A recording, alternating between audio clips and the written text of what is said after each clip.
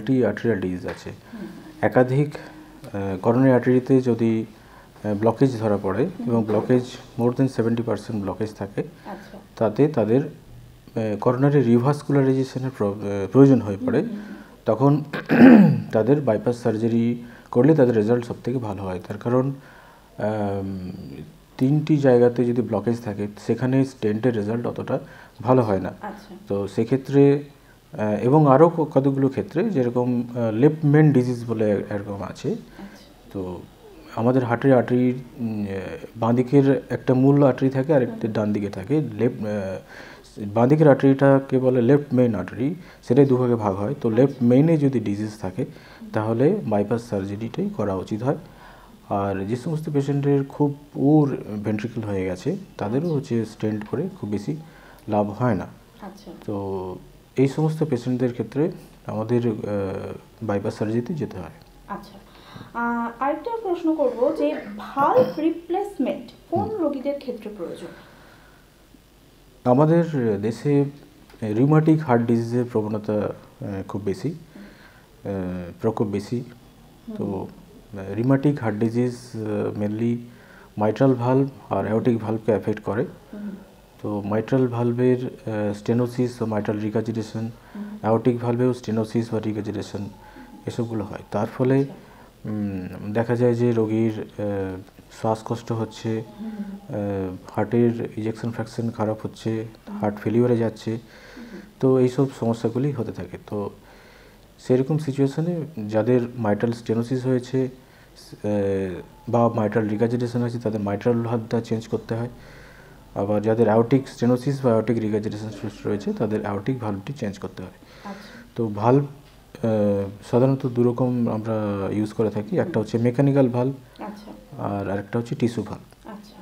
তো মেকানিক্যাল ভালভের জন্য একরকম অ্যান্টিকোয়াগুলেন্ট সারা জীবন ইউজ করতে হয়, আর টিস্যু ভালভের জন্য কোনো অ্যান্টিকোয়াগুলেশন লাগে না। তো কিন্তু টিস্যু ভালভ সাধারণত 10 থেকে 15 বছর পর্যন্ত কাজ করতে পারে। সেই কারণে আমরা টিস্যু ভালভ একটু বয়স্ক পেশেন্টে যাদের ওভার 60 তাদের ক্ষেত্রে ইউজ করে থাকি, আর বাকি যারা ইয়ং পেশেন্টস তাদের ক্ষেত্রে আমরা মেকানিক্যাল ভালভ ইউজ করে থাকি। আচ্ছা, পরবর্তী প্রশ্নে আসবো ডাক্তারবাবু যে অনেক সময় অনিয়মিত হৃদস্পন্দনের সমস্যা হয়ে থাকে যাকে সাধারণত অ্যারিথমিয়া বলা হয়ে থাকে। এর কারণ কি, আর অ্যারিথমিয়া ঠিক কিভাবে বিপজ্জনক? অ্যারিথমিয়া তো বিভিন্ন কারণে হতে পারে। তো ইউজুয়ালি আমরা আমাদের কাছে যে পেশেন্টসরা আসে তাদের ক্ষেত্রে দেখা যায় যে মাইট্রাল ভালভের যে প্রবলেম থাকে, মাইট্রাল ভালভের প্রবলেম থাকলে দেখা যাচ্ছে লেফট অ্যাট্রিয়াম যে হার্টের একটা পার্ট আছে সেটি বড় হয়ে যায়, আরও অনেক চেম্বার বড় হয়ে যায়। তখন সেখানে দেখা যায় যে কিছু একটোপিক ফোকাস তৈরি হয়, সেখান থেকে অ্যারিথমিয়া হতে পারে। আবার অ্যারিথমিয়া হওয়ার আরও অনেক কারণ থাকে। তো অ্যারিথমিয়া হওয়ার জন্য যেটা লাগে যে কোনো একটোপিক কোনো ফোকাস থেকে অ্যাবনর্মালি পালসটা জেনারেট হয়। তো সেখান থেকে হার্টের ইরেগুলার একটা রিদম আসে, তো সেটাকে আমরা অ্যারিথমিয়া বলি। তো অ্যারিথমিয়াতে যদি হয় তাহলে দেখা যায় যে হার্টের মধ্যে ব্লাড ক্লট হয়ে যাওয়ার চান্স থাকে। তো হার্টের মধ্যে ব্লাড ক্লট যাতে মানে যদি হয় তাহলে হচ্ছে সেই ক্লটটি শরীরের বিভিন্ন জায়গায় চলে যেতে পারে। মাথার মধ্যে চলে গেলে সেখান থেকে ব্রেন স্ট্রোক হতে পারে, হাতে বা পায়ে চলে গেলে সেখানে হাত বা পায়ের গ্যাংগ্রিন হতে পারে, কিডনির আর্টারিতে চলে গেলে সেখানে ইউরিন বন্ধ হয়ে যেতে পারে। তো এইসব প্রবলেম হতে পারে। তো সেই কারণে আমরা অ্যারিথমিয়া হলে পেশেন্টকে রক্ত তরল করার ওষুধ খেতে আমরা পরামর্শ দিই। সেগুলি ওয়ারফারিন বা অ্যাসিট্রম এই জাতীয় ওষুধ আমরা খেতে খাওয়ার পরামর্শ দিই। আচ্ছা, পরবর্তী প্রশ্নে যাব যে বর্তমানে হার্ট ফেলিওর বা হার্ট অ্যাটাকের মতো সমস্যা দেখা যাচ্ছে, আর এই যে হার্ট ফেলিওর বা হার্ট অ্যাটাকের রোগীর সংখ্যাও কিন্তু দিন দিন বাড়ছে, কি কারণে? হার্ট অ্যাটাকের প্রবণতা বাড়ছে তার কারণ হচ্ছে আমাদের ডায়াবেটিস যেহেতু বৃদ্ধি পাচ্ছে। ডায়াবেটিস আমি আগেই বলেছি যে ডায়াবেটিস এবং cardiovascular disease goes hand in hand. যত ডায়াবেটিস বাড়বে তত কার্ডিওভাস্কুলার ডিজিজও বাড়বে। করোনারি আর্টারি ডিজিজ বাড়ছে, তাই হচ্ছে হার্ট অ্যাটাকের সংখ্যাও বৃদ্ধি পাচ্ছে। আবার অনেকগুলি আর্টারিতে ডিজিজ যদি হয় এবং যদি তাদের ডিফিউজ ডিজিজ হয়ে যায় তখন সেই পেশেন্টসদের প্রায় কিছুই করার থাকছে না, সেক্ষেত্রে তাদের এবং হার্ট অ্যাটাক যদি হয় তখন হার্টের ইজেকশন ফ্র্যাকশন কমে যাচ্ছে এবং বার দুই হার্ট অ্যাটাক হয়ে গেলেই তারা হার্টের ইজেকশন ফ্র্যাকশন এমন খারাপ হয়ে যাচ্ছে তারা হয়তো হার্ট ফেলিওর দিকে চলে যাচ্ছে। আবার ভালভুলার হার্ট ডিজিজের ক্ষেত্রে দেখা যাচ্ছে যদি সেটা আনট্রিটেড থাকে তাহলেও হচ্ছে ধীরে ধীরে তাদের হার্টের ইজেকশন ফ্র্যাকশন কমতে থাকে এবং তারা হার্ট ফেলিওর দিকে চলে যাচ্ছে। তো করোনারি ডিজিজ বা ভালভুলার ডিজিজ বা অনেক সময় অনেকে দেখা যায় যে ডায়ালেটেড কার্ডিওমায়োপ্যাথি, সেখানে কোনো করোনারি ডিজিজ বা ভালভ ডিজিজ কিছু নেই অথচ তাদের ডায়ালেটেড কার্ডিওমায়োপ্যাথি থাকছে, সেটা একটা কী কারণে হচ্ছে সেটা বোঝা যাচ্ছে না, বাট তাদের যেহেতু হার্টটা ডায়ালেট করে গেছে এবং ইজেকশন ফ্র্যাকশন কমে যাচ্ছে তারাও হচ্ছে হার্ট ফেলিওর নিয়ে প্রেজেন্ট করছে। সুতরাং হার্ট ফেলিওর মানে পেশেন্টস আমরা আগে থেকে অনেক বেশি ওপিডিতে পাচ্ছি, তার কারণ হচ্ছে এইগুলি যে করোনারি ডিজিজ বাড়ছে এবং ভালভুলার ডিজিজও বাড়ছে বা ডিটেক্ট হচ্ছে বেশি বেশি করে। আচ্ছা, পরবর্তী প্রশ্ন আপনাকে করবো ডাক্তারবাবু যে হার্ট ট্রান্সপ্লান্ট কাদের প্রয়োজন আর এটা কিভাবে হয়? হার্ট ট্রান্সপ্লান্ট প্রয়োজন হয় তাদেরই যাদের এন্ড স্টেজ হার্ট ফেলিওরে যে সমস্ত পেশেন্টস আছেন। এন্ড স্টেজ হার্ট ফেলিওরকে আমরা ক্লাসিফাই করতে পারি অনেকভাবে, সেটাতে ইন্টারম্যাক্স বলে একটা ক্লাসিফিকেশন আছে। সেক্ষেত্রে আমরা দেখি যে ইন্টারম্যাক্স 1 যে সমস্ত পেশেন্টসরা আছেন তাদের হচ্ছে আইনোট্রপ দিয়ে তাদেরকে কোনো রকমে বাঁচিয়ে রাখা হয়েছে, অথচ আইনোট্রপ দিয়েও তাদেরকে হার্টটাকে বিপি বা ব্লাড প্রেশার মেনটেন হচ্ছে না। আবার অনেকে হার্ট ইন্টারম্যাক্স 2 যদি হয় তাহলে দেখা যাচ্ছে যে তাদের আইনোট্রপ দিয়ে দেওয়া আছে, কোনো রকমের স্টেবল আছে। তো এইভাবে ইন্টারম্যাক্স 3, 4 থেকে 7 পর্যন্ত ক্লাসিফিকেশন আছে। তো ওইগুলো এন্ড স্টেজ হার্ট ফেলিওরের আমরা ক্লাসিফাই করে থাকি, যাদের এন্ড স্টেজ হার্ট ফেলিওর হয়ে গেছে, যাদের ইজেকশন ফ্র্যাকশন লেস দেন 20% হয়ে গেছে বা লেস দেন 30%ও বলতে পারেন, সেই সমস্ত পেশেন্টসদের আমরা দেখি যে কোনো কিছু না করোনারি স্টেন্টিং বা বাইপাস কিছু করা যাচ্ছে না বা ভালভ রিপ্লেসমেন্টস করা যাচ্ছে না, কোনো কিছু অন্য কোনো উপায় যাদের থাকছে না হার্টের কন্ডিশনস ট্রিটমেন্ট করার, তাদের ক্ষেত্রে আমরা পরামর্শ দিয়ে থাকি তাদের হার্ট ট্রান্সপ্লান্টের জন্য। আচ্ছা, সম্প্রতি ডাক্তারবাবু এই মুর্শিদাবাদ জেলায় একজন রোগীর হার্ট ট্রান্সপ্লান্ট হয়েছেন, এই ব্যাপারে যদি আমাদের দর্শকদের একটু বিস্তারিত জানান। মুর্শিদাবাদ জেলার জিয়াউল হক বলে একজন পেশেন্টের আমরা রিসেন্টলি হার্ট ট্রান্সপ্লান্ট করেছি। তো উনি এখানেই একজন কার্ডিওলজিস্টকে দেখিয়েছিলেন, তারপর উনি হার্ট ট্রান্সপ্লান্টের জন্য ওনাকে পরামর্শ দেন, তখন উনি আমাদের মেডিকেল হসপিটালে যান, তারপর ওখানে আমরা ওনাকে ইভ্যালুয়েট করি, তারপর আমাদের মনে হয়েছিল যে ওনার ট্রান্সপ্লান্ট করলেই ভালো হবে। তারপর আমরা ওনাকে এনলিস্ট করি রোটোতে এবং তারপর উনি অপেক্ষা করতে থাকেন হার্ট কবে পাওয়া যাবে। তো একসময় ওনার গ্রুপের সঙ্গে মিল থাকা আছে এরকমই একজন ডোনারের আমরা ব্রেন্ডের ডোনারের সন্ধান পাই। সেই সময় আমরা হার্ট ওনাকে ডেকে পাঠাই আমাদের হসপিটালে, তারপর ওই ব্রেন্ডের ডোনারের থেকে হার্ট নিয়ে তারপর আমি ওনার প্রতিস্থাপন করি হার্ট তারপর উনি এখন ভালো আছেন এবং আমাদের ওপিডিতে নিয়মিত চেক আপ করেন। তো উনি এখন স্বাভাবিক জীবনে ফিরে গেছেন। আচ্ছা, তার মানে হার্ট ট্রান্সপ্লান্টের মাধ্যমে যে সাধারণ মানুষ সম্পূর্ণ সুস্থ হয়ে উঠতে পারে, শুধু তাই নয় অর্গান ডোনেটের ক্ষেত্রেও কিন্তু সাধারণ মানুষকে এগিয়ে আসতে হবে, অবশ্যই, তাহলেই একটা মানুষ নতুন জীবন ফিরে পাবে এবং সেও সুস্থ হয়ে উঠবে। পরবর্তী প্রশ্ন করব ডাক্তারবাবু যে কার্ডিয়াক কেয়ারের ক্ষেত্রে হৃদরোগ বিশেষজ্ঞরা সর্বাধুনিক কোন কোন উন্নত কৌশল এবং প্রযুক্তির ব্যবহার করছেন? কার্ডিয়াক কেয়ারে নিত্য নতুন নতুন রিসার্চের মাধ্যমে আমরা যেগুলো আগে পসিবল হতো না সেইগুলোকে আমরা প্রায় অসম্ভবকে সম্ভব করার চেষ্টায় রয়েছি। যেমন আমরা রিসেন্টলি কোভিডের সময়তেই আমরা দেখেছি যে আমরা একমো, হয়তো সবাই এই সময়টাতে নাম শুনে থাকবে, এক্সট্রা কর্পোরিয়াল মেমব্রেন অক্সিজেনেশন। তো একমো আমরা হসপিটালে সবথেকে বেশি আমরা এগমো দিয়েছিলাম, এবং এখনও আমরা কার্ডিয়াক কেয়ারের ক্ষেত্রেও যেখানে হার্ট ফেল করছে তো সেক্ষেত্রেও আমরা এগমো ইউজ করে থাকি। এইরকমই আরও অনেক জিনিস আছে, সেন্ট্রিম্যাগ, ইম্পেলা, এইসব দিয়েও আমরা হার্ট যাদের ফেল করছে তাদেরকে আমরা কিছুক্ষণ মানে কয়েক দিনের জন্য বাঁচিয়ে রাখি। আবার এলভ্যাট বলে একটা আছে, লেফট ভেন্ট্রিকুলার অ্যাসিস্ট ডিভাইস, সেটার ক্ষেত্রে যাদের এন্ড স্টেজ হার্ট ফেলিওরে রয়েছে, যাদের হার্ট ট্রান্সপ্লান্ট করা যাচ্ছে না, বা ব্রিজ টু ট্রান্সপ্লান্ট হিসেবে আমরা এলভ্যাট ইউজ করি বা বাইভ্যাট ইউজ করি। তো এছাড়াও আমরা ইউজ করতে পারি টোটাল আর্টিফিশিয়াল হার্ট, এইভাবে আমাদের ইউজ হচ্ছে। তো ট্রান্সপ্লান্ট তো আগেও ছিল, এখনও আছে। তো কলকাতায় ট্রান্সপ্লান্ট রিসেন্টলি একটু সংখ্যা বেড়েছে, এবং অনেক হসপিটালেই এখন ট্রান্সপ্লান্ট হচ্ছে, ইভেন গভর্নমেন্ট হসপিটালেও ট্রান্সপ্লান্ট হচ্ছে।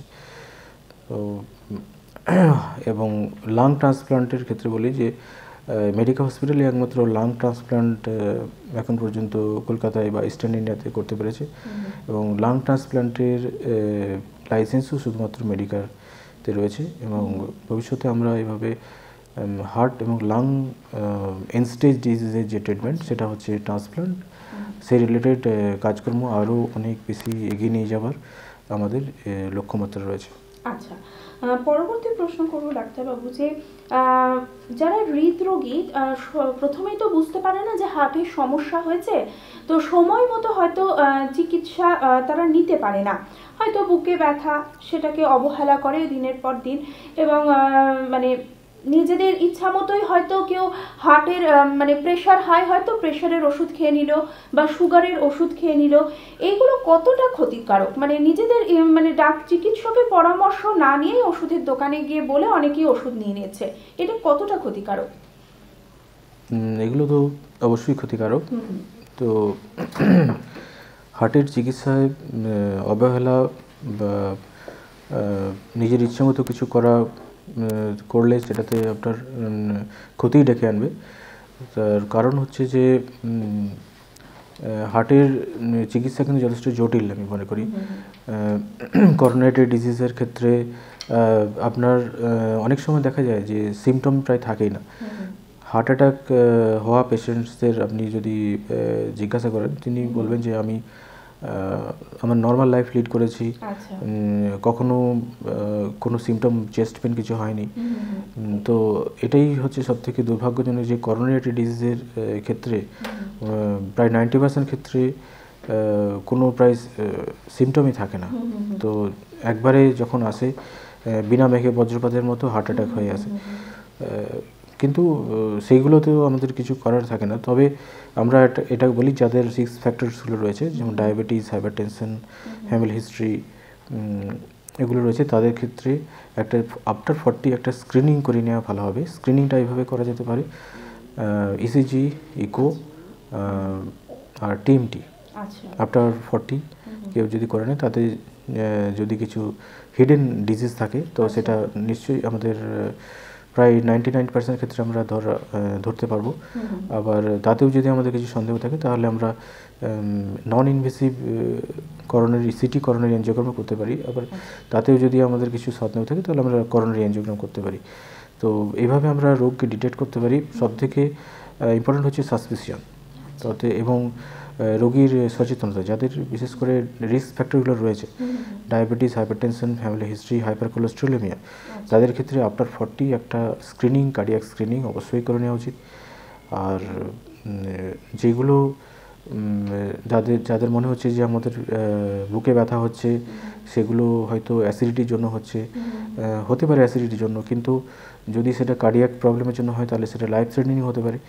তো যাদের বুকে ব্যথা হচ্ছে তারা অবশ্যই কার্ডিওলজিস্টের কাছে একবার পরামর্শ নিয়ে নেবেন, ইসিজি, ইকো করে একবার চেক অবশ্যই করিয়ে নেবেন, কারণ সেটা বুকে ব্যথাটা সবসময় কিন্তু অ্যাসিডিটি বা ইনডাইজেশনের ব্যথা নাও হতে পারে। আচ্ছা, পরের প্রশ্ন করব ডাক্তারবাবু যে হার্টের রোগীদের কি সবচেয়ে গুরুত্বপূর্ণ কি সতর্কতা অবলম্বন করা উচিত? হার্টের তো অনেক ধরনের রোগী হয়, একটা তো করোনারি ডিজিজের রোগী হয়, আর একটা হচ্ছে ভালভ রিলেটেড রিউমাটিক হার্ট ডিজিজের রোগী হয়। হার্টের পেশেন্ট যারা কোনো কিছু মেডিসিনের মধ্যে রয়েছেন বা স্টেন্টিং হয়ে গেছে বা বাইপাস হয়ে গেছে, এই সমস্ত পেশেন্টসদের নিয়মিত মেডিসিনস এবং নিয়মিত চেক আপের মধ্যে থাকতে হবে। সুগার প্রেশার যতটা সম্ভব কন্ট্রোলে রাখতে হবে। আর তাদের ডায়েট, কার্ডিয়াক ডায়েট, ডায়েটিশিয়ানের সঙ্গে পরামর্শ করে কার্ডিয়াক ডায়েটই তাদের থাকতে হবে।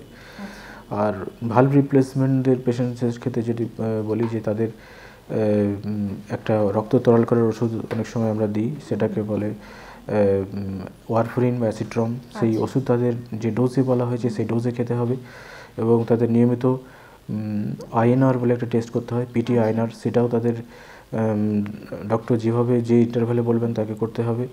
আর এই মেডিসিন মিস করা যাবে না, ওয়ারফারিন বা অ্যাসিট্রম। আর যাদের ইজেকশন ফ্র্যাকশন 30-35% আছে তাদেরকে আমরা ওয়াটার ইনটেকটা কম করতে বলি। যেভাবে ওয়াটার ইনটেক বলা থাকবে 1.5 লিটার 2 লিটার, সেভাবেই তাদের ওয়াটার ইনটেক করতে হবে। আর এইভাবেই এবং নিয়মিত তাদের ফলো আপ করতে হবে। আচ্ছা, পরবর্তী প্রশ্ন ডাক্তারবাবু, যে বর্তমানে দেখা যাচ্ছে যে ছোট ছোট বাচ্চাদের মধ্যেও হৃদযন্ত্র বা হার্টের অনেক সমস্যা দেখা যাচ্ছে, কারণটা কি? কনজেনিটাল হার্ট ডিজিজ যেটা বলছেন, কনজেনিটাল হার্ট ডিজিজ জন্মগত ত্রুটি, তো অবশ্যই কিছু বাচ্চা তো জন্মগত ত্রুটি নিয়ে জন্মায়। তো সেটা হয়তো এখন বেশি ডিটেক্ট হচ্ছে। আগে এত বেশি ইকো, পেরিফেরিতে এত বেশি ইকো হতো না। এখন যেটা দেখা যায় যে আমরা শিশু সাথী বলে যে প্রোগ্রামটা আছে, সেই শিশু সাথী প্রোগ্রামে ভালো মতো আমরা নিওনেটস এবং খুব কম এজের বাচ্চাদের হার্ট ডিজিজ নিয়ে আমরা আমাদের হসপিটালে আসতে দেখি। তার কারণ আমরা ইভেন পেরিফেরি থেকেও, গ্রামগঞ্জ থেকেও পেশেন্ট আসছে। তার কারণ হচ্ছে আর্লি ডিটেকশন। পেরিফেরিতে এখন ইকোর ফেসিলিটি থাকার জন্য খুব আর্লি ডিটেকশন হচ্ছে এবং এই যে প্রবণতা বা কনজেনিটাল হার্ট ডিজিজের সংখ্যা, সেটা আগেও যেরকম ছিল এখনও সেরকমই আছে। বাট আমি বলতে পারি যে এখন ডিটেকশন অনেক আর্লি হচ্ছে, সেটা একটা ভালো দিক এবং তাতে তাড়াতাড়ি করে রোগীর ট্রিটমেন্টও হচ্ছে। আচ্ছা, পরের প্রশ্ন করবো ডাক্তারবাবু, যে সময় মতো যদি হৃদরোগীরা যদি বুঝতে না পেরে যে হার্টের সমস্যা রয়েছে, সময় মতো যদি মানে চিকিৎসকের কাছে না পরামর্শ নিতে পারে, সেক্ষেত্রে কতটা সমস্যা হতে পারে? মানে দেরি যদি হয়ে যায় সেক্ষেত্রে কি সমস্যা হতে পারে? দেরি হয়ে গেলে তো অবশ্যই সমস্যা হবে। আমি অনেক পেশেন্টদের ওপিডিতে দেখি যারা অনেক দিন আগে একবার হার্ট অ্যাটাক হয়েছে। তারা হার্ট অ্যাটাক হয়েছে মানেই তাদের করোনারি আর্টারিতে ডিজিজ রয়েছে। সেই করোনারি আর্টারি ডিজিজ আমাদের যে ক্যাথ ল্যাবেই হচ্ছে সেগুলোর অ্যানজিও করা হয়। তো পেরিফেরি সব জায়গাতে অ্যানজিও ফেসিলিটি নেই, কিন্তু হার্ট অ্যাটাক নিয়ে প্রতিদিন কোথাও না কোথাও পেশেন্ট ভর্তি হয়। তো এই সমস্ত পেশেন্টসদের আমরা বলবো যাদের হার্ট অ্যাটাক হয়েছে তারা অ্যানজিওগ্রামের জন্য কার্ডিওলজিস্টের পরামর্শ নিন এবং ইভেন গভর্নমেন্ট হসপিটালেও তারা যেতে পারেন, সেখানেও কিন্তু তাদের অ্যানজিওগ্রাম করা সম্ভব। এবং একবার হার্ট অ্যাটাক হয়ে যাওয়ার পরে তারা মেডিসিনসে রয়েছেন, কিন্তু তাদের অ্যানজিওগ্রাম করে তাদের দেখে নিতে হবে যে তাদের একটা আর্টারিতে ডিজিজ আছে নাকি মাল্টিপল আর্টারি ডিজিজ আছে। তো একটা আর্টারিতে ডিজিজ থাকলে এবং সেটা পসিবল হলে তাতে স্টেন্টিং বা বাইপাস সার্জারি কিছু একটা ট্রিটমেন্ট তাদের ডেফিনেটলি করতে হবে। তার কারণ এইগুলো যদি ফেলে রাখা হয় তাহলে আবার রিপিট হার্ট অ্যাটাক হলে তাদের হার্টের রিজেকশন ফ্র্যাকশন কিন্তু অনেকটা কমে যাবে এবং বারবার হার্ট অ্যাটাক হতে থাকলে কিন্তু একসময় তাদের হয়তো কোনো ট্রিটমেন্টই দেওয়া যাবে না, মানে তাদের হয়তো এমনি উইদাউট ট্রিটমেন্টই মরে যেতে হবে, এরকম একটা। তো সেই কারণেই যে হার্ট অ্যাটাক যাদের পেরিফেরিতেও হয়ে যাচ্ছে তারা কিন্তু অবহেলা করবেন না, কার্ডিওলজিস্টের পরামর্শ নিন। এবং যেখানে গভর্নমেন্ট হসপিটালে এনজিওতে ফেসিলিটি রয়েছে, যাদের যদি ফাইন্যান্সিয়াল কিছু ইস্যুস থাকে তাহলে they can go to government hospital, but don't neglect and don't wait and don't rely on the medical management. You have to do angiogram করে যদি কিছু পাওয়া যায় সেই অনুযায়ী ট্রিটমেন্ট করতে হবে। আচ্ছা, পরবর্তী প্রশ্নে যাব যে আমাদের হার্টকে সুস্থ রাখার জন্য খাওয়া দাওয়া মানে কিভাবে করতে হবে, কোন কোন খাওয়া দাওয়া আমাদের উপকার দেবে হার্টের, এই বিষয়ে যদি পরামর্শ দেন কিছু। এখন কথা হচ্ছে যে ফ্যাটি ফুড বা ফাস্ট ফুড এই ধরনের খাবার ওভারঅল হেলথের জন্যই খারাপ। মানে আপনি যদি তেল, বাটার, ঘি, পনির, রেড মিট এগুলো বেশি খান, সেগুলো হচ্ছে হার্টের জন্য তো খারাপ এবং ওভারঅল পুরো শরীরের জন্যই খারাপ। আর স্মোকিং তো অবশ্যই একটা পয়জনের মতো, যে কোনো আর্টেরিয়াল ডিজিজের জন্য। এটা শুধু হার্টের করোনারি আর্টারিকে এফেক্ট করে তা নয়, এটা শরীরের সমস্ত আর্টারিকে এফেক্ট করে স্মোকিং। আর অ্যালকোহল তো ডেফিনেটলি লিভারকে বেশি এফেক্ট করে। তো অ্যালকোহলের ফলে কার্ডিওমায়োপ্যাথি হয়, অ্যালকোহলিক মায়োপ্যাথি হয়। তো হার্টকে অবশ্যই অ্যালকোহলও তেমন একটা ড্যামেজ করে, প্যানক্রিয়াসকে ড্যামেজ করে। তো আর এক্সারসাইজ পরে যদি আপনি বেশি খাচ্ছেন, তো সেটার যদি ক্যালোরি ইনটেক বেশি হয়ে যায় তাহলে সেটা বডিতে স্টোর হবে এবং তাতে আপনার কোলেস্টেরল বাড়বে। তো সেক্ষেত্রে আপনার করোনারি আর্টারি ডিজিজ হওয়ার প্রবণতা বাড়বে। সুতরাং কার্ডিয়াক ডায়েট যেটা আছে, একজন ডায়েটিশিয়ানের সঙ্গে পরামর্শ করে আপনি যদি আপনার যদি কার্ডিওভাস্কুলার ডিজিজ থাকে সেটা আপনি মেনটেন করুন। আর ওভারঅল আপনি শাকসবজি যদি বেশি খান, তেল, বাটার, ঘি, পনির এগুলো কম খান, আপনার ওভারঅল হেলথের জন্য ভালো, কার্ডিয়াক হেলথের জন্য তো অবশ্যই ভালো। আমাদের কার্ডিয়াক স্বাস্থ্যকে সবচেয়ে ভালো রাখার জন্য 3টি পরামর্শ আমাদের দর্শকদের দেওয়ার জন্য। এখন যাদের হার্ট ডিজিজ হয়নি তাদের জন্য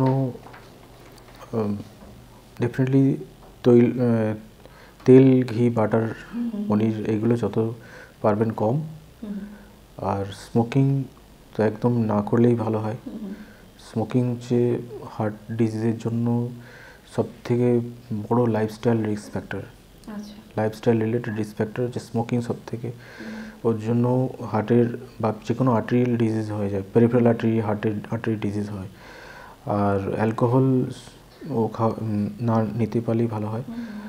আর যাদের হার্ট ডিজিজ অলরেডি ডিটেক্টেড হয়ে গেছে তাদেরও তো ডেফিনেটলি আরও স্ট্রিক্ট মেনটেন করতে হবে এবং